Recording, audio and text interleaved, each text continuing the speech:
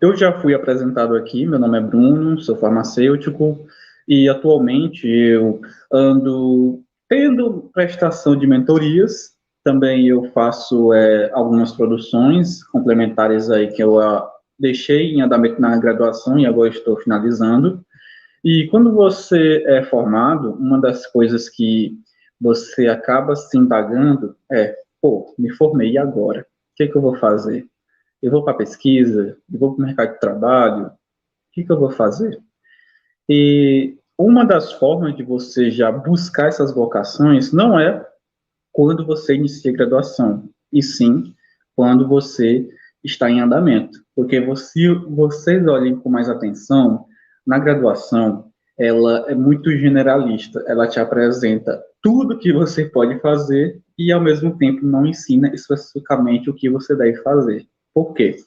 Porque na graduação, há essa questão de grades, de matérias e cadeiras, no qual simplesmente você tem que passar nelas e aprender o conteúdo de cada uma delas.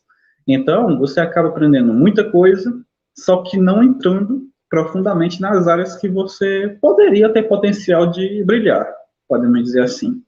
E acaba deixando esses cargos de especificidade nas famosas especializações, stricto sensu e lato sensu. E, acima de tudo, essas especializações, elas praticamente trabalham só uma única área, diferente da graduação. Às vezes as pessoas gostam mais das pós-graduações do que das graduações por causa disso. E, realmente, é esse direcionamento você trabalhar determinada área. E a pesquisa, muitos acabam tendo repulsão porque acham que é uma coisa complexa, é algo difícil de se fazer. Quando vai para produzir um artigo, meu Deus, o mundo desmorona, vem TCC, acaba com a vida da pessoa.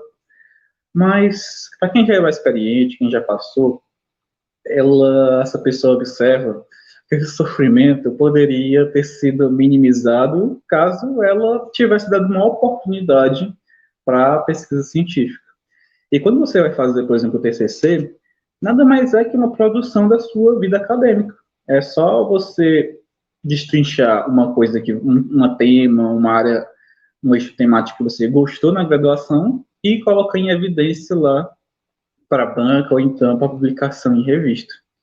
Então, todos esses momentos aí que você passa na graduação, eles não são à toa, né? Para você sofrer, não é para você aprender que a vida é difícil. Que realmente é, só que tem algo a mais. É você mostrar proatividade e engajamento na sua área de escolha. Então, a Hasgate, ela nasce com algumas finalidades e objetivos específicos para esse ramo de pesquisadores. E eu trago aqui algumas questões no slide para a gente sair daqui, na verdade vocês, que eu já sei, descobrir e saber qual é a sua finalidade, se é só para pesquisadores mesmo, se pode ser para o público, e como é que ela pode te ajudar. Essas são dos pilares básicos que essa plataforma tem que, ao menos, dizer para você. E aqui vocês vão descobrir um pouco mais sobre essa plataforma. Eu creio que alguns já sabiam, outros é uma novidade, mas apesar dessa plataforma ela estar no idioma de inglês, que é o padrão, já que não é nível nacional, é nível global mesmo, essa plataforma, dá para ter uma noção da magnitude dela, assim como o LinkedIn, só que o LinkedIn eu diria que ele é mais voltado para o ramo empresarial e profissional, enquanto aqui é voltado mesmo para academia, pesquisadores e tudo mais. Eu trago aqui uma visão geral da plataforma. Vou ler só uns trechinhos aqui, que muitos pesquisadores na própria plataforma e cientistas postam PDF e seus artigos nos ResGate. Então, esse pequeno trecho já dá um indicativo. Ela é uma plataforma que você fornece com materiais, principalmente em PDF, que ele garante lá a reprodutibilidade sem modificação dos trabalhos científicos de vocês. Poderia dizer que era uma base de dados? Não exatamente. Eu já vou mais para frente especificar o porquê que nós não podemos considerar ela uma base de dados, apesar de ter muitos artigos e materiais científicos bem bacanas. Por isso, ela é uma das fontes de artigos acadêmicos gratuitos, são frequentemente encontradas pelo Google Acadêmico, ou então Google Scholar. Então, pessoal, muitos artigos que são compartilhados, eu diria essa é a diferença, são compartilhados, não são disponibilizados por alguma revista editora, não. Eles são disponibilizados pelos autores daquele trabalho. É comum você fazer uma pesquisa por exemplo, você está fazendo uma revisão narrativa, aí você vai lá no Google Acadêmico e aparece ResGate e um artigo lá. Aí eu, nossa, que base é essa? Que plataforma é essa que eu nunca ouvi falar? Ela é basicamente uma rede que pesquisadores compartilham suas produções naquele ambiente. E naquele momento que fica compartilhado, dos benefícios do ResGate, além da disponibilização do periódico e tudo mais, informações básicas que qualquer artigo deve ter, tem a possibilidade de fazer comentários de consulta instantânea ao autor daquele trabalho. Então, uma das diferenças de base de dados para ResGate é essa questão de interação. Claro que tem algumas bases que possibilitam esse contato, só que ali, como o próprio autor, os pesquisadores lá e os coautores daquele trabalho terão um perfil vinculado àquela exibição, você pode muito bem mandar uma simples mensagem, que tem lá a estrutura de chat, que você pode conversar com aquele autor daquele trabalho. Então, essa é uma das grandes possibilidades que essa plataforma possibilita, que ela traz para você essa oportunidade de interação para tirar alguma dúvida, digamos que aquele autor fez algum processo metodológico interessante, você gostaria de trazer para reproduzir para você, então você acaba consultando ele para verificar se ele pode disponibilizar o processo metodológico, o plano de ação lá daquela pesquisa, ou então um pré-projeto, se fosse o caso. É sempre interessante que essa plataforma tem essa grande oportunidade de você interagir com os autores daquela pesquisa, daquele estudo. E a plataforma que cria basicamente um perfil acadêmico seu, pode ser considerado um site como rede social, uma orientação, e um hub popular na web para compartilhar produções acadêmicas, como eu acabei de citar.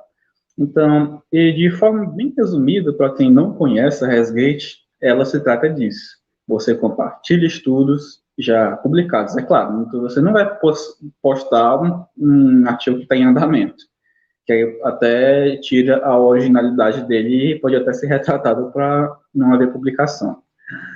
E você cria um perfil com algumas informações básicas acadêmicas e tem essa troca de conhecimentos. Eu trago aqui uma visão geral. Deixa eu ver aqui se tem um apontador. Deixa eu ver aqui. Não, mas assim dá certo. Pessoal, essa é uma visão geral da plataforma. Claro que essa é no modo desktop. Inclusive, tem aplicativos, se eu não me engano, na Play Store e na App Store. Então, basta você criar conta, baixar e logar. É bem interessante ter essa possibilidade de aplicativo que você pode acessar no seu dispositivo móvel. Mas, da visão geral de desktop e notebook, temos essa visão aí. Claro que tem algumas coisas que também se familiarizam como uma rede social. Temos a parte superior, que contém algumas guias, como, por exemplo, casa. Casa, claro que essa é a tradução bruta do inglês para o português, então alguns termos aí não vão estar muito precisos. Esse nome casa, que seria home lá na plataforma, é a visão geral, onde você tem a timeline dos artigos e das publicações, atualizações que os outros pesquisadores que você está seguindo ou afirmou alguma conexão estão postando.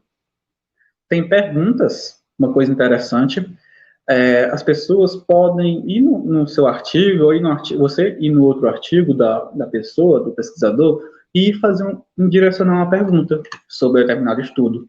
Isso é bem interessante, essa ferramenta.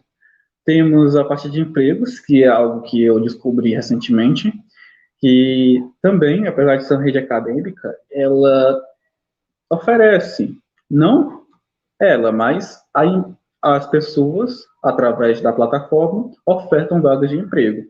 Só que como ela é nível global, internacional, essas vagas raramente são no Brasil. Raramente mesmo. Eu praticamente nunca achei uma vaga no Brasil. Geralmente é para a Europa, a Ásia, que geralmente eles usam essas plataformas, além do LinkedIn, que é o LinkedIn é mais conhecido desse ramo, porém a Asgate disponibiliza essas possibilidades. E claro, como é uma plataforma de científica para acadêmicos universitários, basicamente, é claro que as vagas vão ser direcionadas para pesquisa e inovação científica.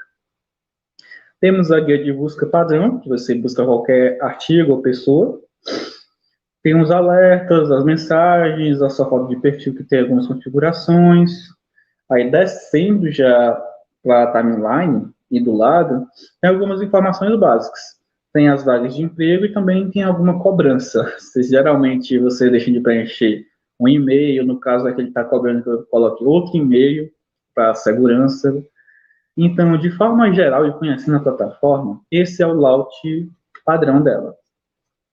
Vindo um pouco mais para a parte do perfil, temos umas informações que não são novidade. Por exemplo, no seu perfil você vai ter o quê? A sua foto, o seu nome, a sua área de atuação, graduação, e também um pouco de você, além da localidade, outras informações relevantes. Isso daqui é praticamente um resumo do seu perfil. Eu achei interessante que logo no início eles colocam as métricas que você tem. Se você disponibiliza estudos e artigos, logo ele vai também colocar métricas sobre se aquele artigo está sendo citado, se ele está sendo bem visualizado.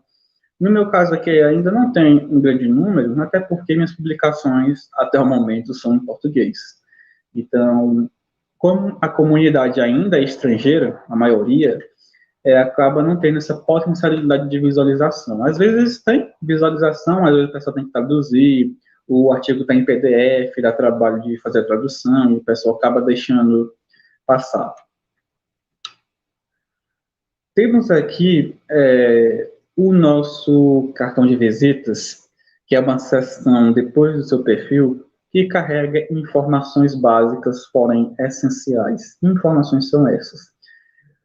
Temos a formação profissional. É interessante que você sempre coloque o que você é formado. Eu sou acadêmico, eu não tenho um título, mas você está se formando, você constantemente está montando um processo para ser um profissional de excelência. Então, é importante que você coloque, mesmo que iniciou agora esse semestre ou já está terminando, coloque a sua área de formação profissional. É muito importante as pessoas saberem do que você está se qualificando, qual é a sua principal área de atuação de forma geral. Temos as habilidades e competências que você coloca nessa plataforma, que são basicamente as áreas que você tem a formação e também tem alguma especificidade. No caso aqui eu tenho título de farmacêutico, tenho atenção à gestão farmacêutica e também realizo pesquisas em saúde pública. Pronto. Coloquei o básico que eu trabalho. Agora nós temos o último item, só que não menos importante, que são as habilidades. Você coloca as coisas que você tem afinidade, as áreas que você tem uma familiaridade, tem uma certa desenvoltura. No caso aqui eu trago alguns exemplos de trabalho com epidemiologia de doenças infecciosas, farmacologias, e tem mais outras 6 aí que eu coloquei, que não deu para mostrar aqui, lógico. E o conselho, assim, que não, até destaquei aqui, mas deveria ser padrão. Tenha uma foto de perfil bacana. Tenha uma foto de perfil simples, fundo sólido, imagem de boa qualidade, que mostre um pouco do seu rosto e um pouco de você. Então, tem uma foto quase 3x4, bem bonitinha, é essencial para as pessoas terem, porque todo mundo vai dar uma olhada, vai consultar essa foto sua e trazer uma imagem profissional da sua pessoa. Sobre você, é uma sessão que não tem muita coisa para você colocar, mas é algo que você deve ter atenção. Você tem que fazer um resumo breve, assim, não muito longo. Eu coloquei aqui, por exemplo, só coisa básica das minhas áreas de atuação e das minhas pesquisas, coisas simples. Das áreas de conhecimento, eu coloquei aqui basicamente todas as matérias que eu tinha afinidade na graduação, também um pouco das disciplinas. Tem aí o idioma que a gente fala, ou que a gente tem afinidade, no caso meu ainda é só o português, que não tem um certificado de qualificação para outros idiomas ainda. Tem aqui os e-mails de contato, que é importante você deixar um e-mail de contato aí para futuras consultas. Se você tem um e-mail só pessoal, crie outro, só para essas demandas aí que resolve aí a questão, porque a gente sabe que os e-mails hoje em dia são utilizados tanto para contato como também para outras coisas mais irresponsáveis aí. Tem pessoas que utilizam para situações mal intencionadas, então deixar um e-mail aí para aguentar isso daí tudo já ajuda muito. E as informações adicionais.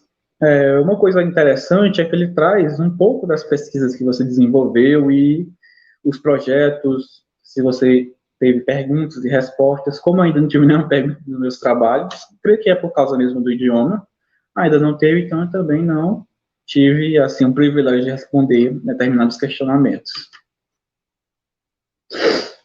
E agora nós chegamos na parte mais interessante da plataforma, que é a anexação de seus artigos e resumos.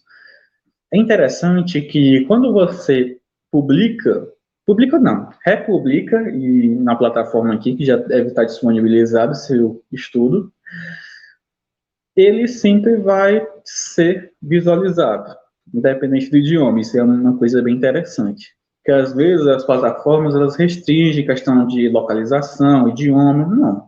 Se você coloca, alguém sempre vai visualizar. Claro que às vezes só vê o título, ou só abre, fecha, vê lá o resumo. Porém, essa timeline de só visualizar artigos, principalmente que você pode escolher tópicos de interesse, que você tem afinidade para trabalhar, é muito interessante. E para você adicionar algum trabalho, alguma pesquisa, é relativamente simples. Depois de ter seu trabalho publicado, você vai naquele botão azul na parte superior em adicionar pesquisa, e vai aparecer várias opções deles. Tem a possibilidade de colocar os artigos publicados, resumo de conferência, que são os resumos simples ou expandidos, até um trabalho completo, também é possível. Também tem a possibilidade de colocar algumas apresentações que você vê de extrema relevância.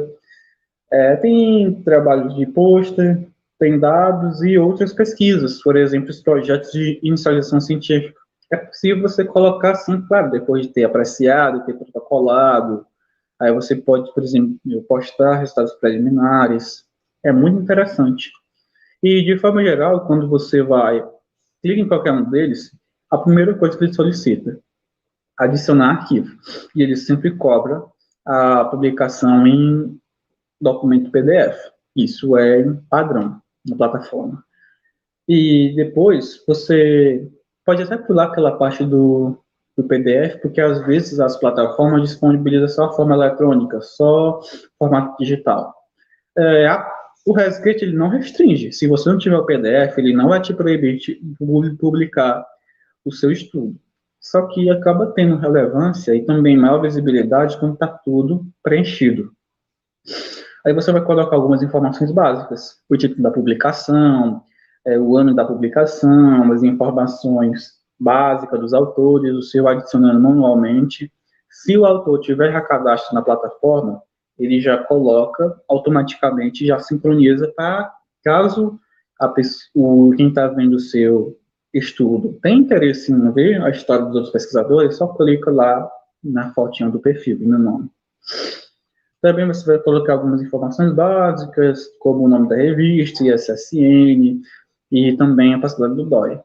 Quando você tiver um trabalho que tiver dó individual do trabalho, é interessante que você só copie e cole ele, que ele vai automaticamente carregar informações. Claro que às vezes não é 100% fidedigno e acaba alterando algumas informações ou você precisa adicionar manualmente.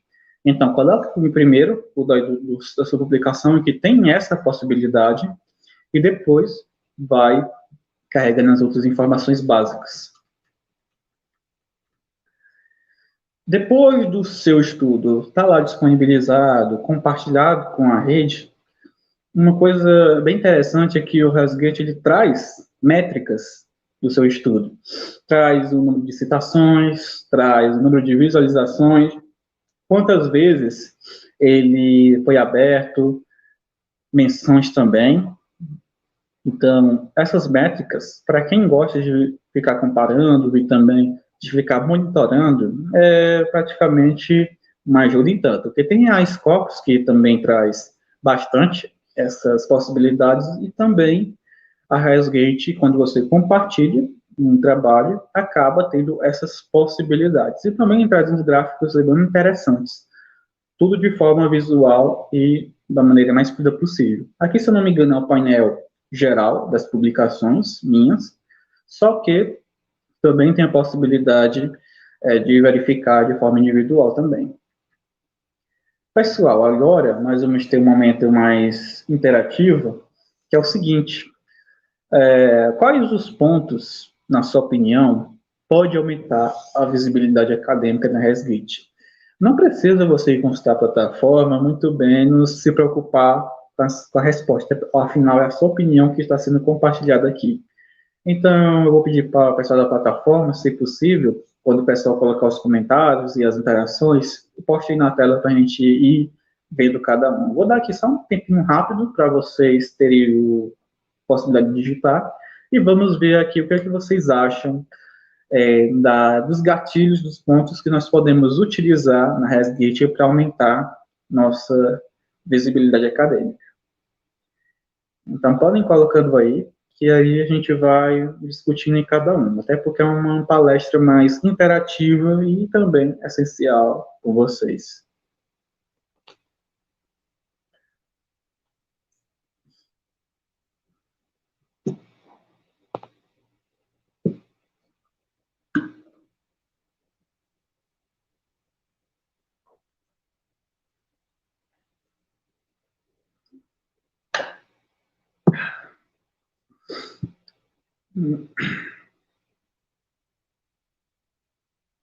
Alguém colocou as áreas de conhecimento. Sim, as áreas de conhecimento são uma maneira de colocar em ênfase o que você trabalha. Interessante.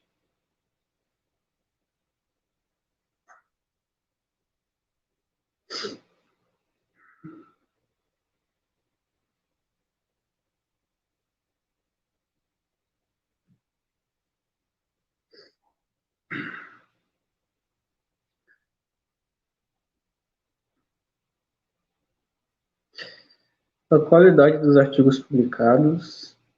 Bem, qualidade, sim. Realmente, artigos bem descritos e desenvolvidos são relevantes. Mas isso é mais uma métrica metodológica quando você faz o artigo e quando você compartilha, ele já está pronto. Então, acho que é uma coisa que não vai só da ResGate. Também tem que ser levado desde o início da produção. Também um ponto bem importante.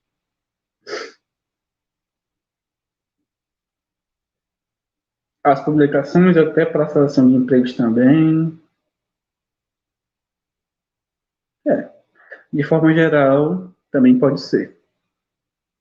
Estão vendo que eu não estou nem afirmando nada, só estou dizendo que é bom, às vezes pode ser ruim. Ainda não estou consolidando a realidade de vocês. Mais alguma coisa que vocês têm que falar?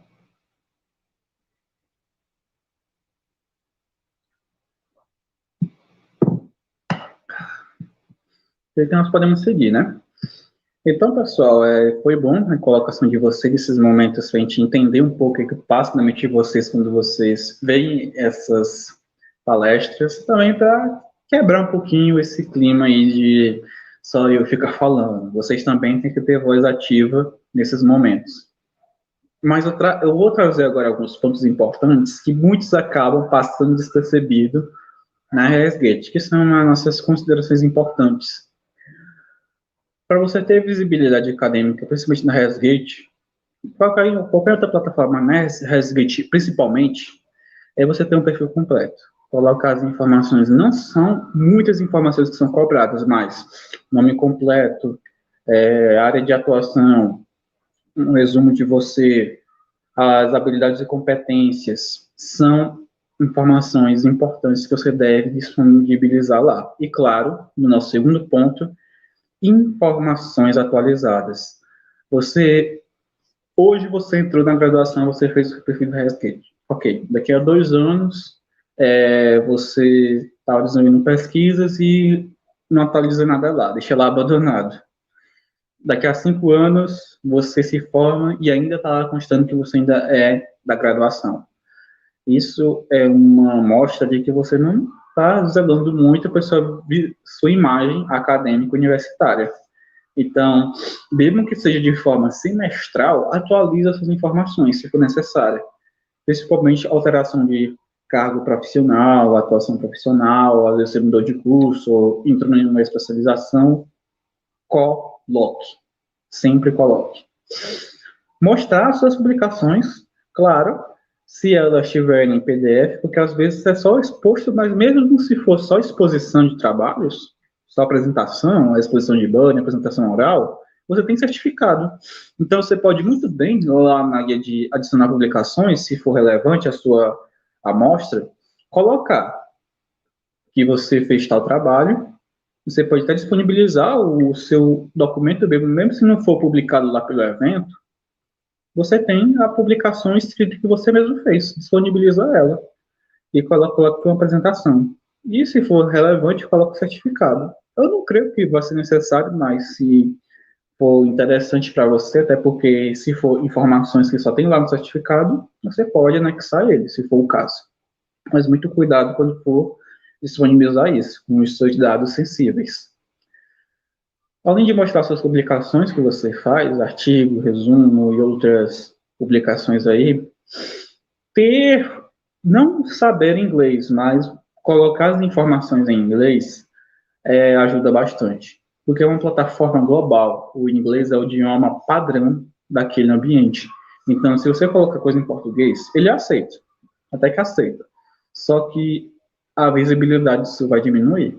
Então, coloque suas informações, e mesmo que você fale português e inglês, ajuda muito, principalmente os artigos. Como as publicações são a nível nacional e regional, não tem, assim, a possibilidade mínima de eu alterar o idioma, porque as publicações não são alteráveis. Então, se você publica, claro, um trabalho num idioma aí de inglês, coloque que você vai ver como que ele vai ser visualizado e até, às vezes, citado de acordo com sua área de relevância.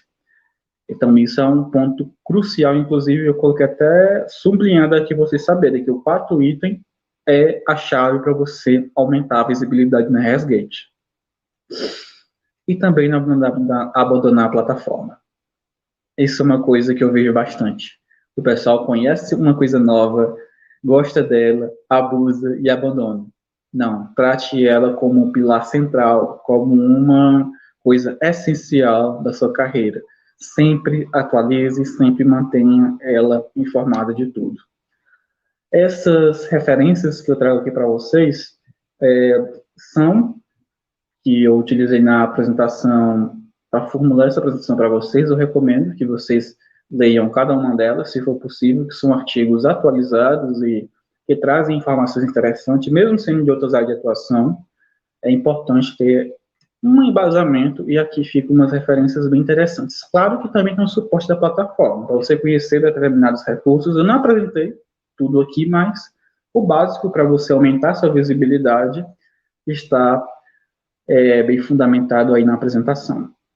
E fica aqui meus agradecimentos ao evento por essa oportunidade de momento. Aqui fica meu contato, que é oficial, daqui é só um QR Code para o meu LinkedIn, você só coloca a câmera que ele vai direcionar lá para você ver um pouco mais da minha área profissional. Fica aí meu e-mail de contato e o meu LinkedIn aí com outros acessos importantes. Creio que nós já podemos ir para as perguntas, se for o caso. E é isso. A apresentação é bem rápida, objetiva, justamente para trazer essas informações adicionais para vocês.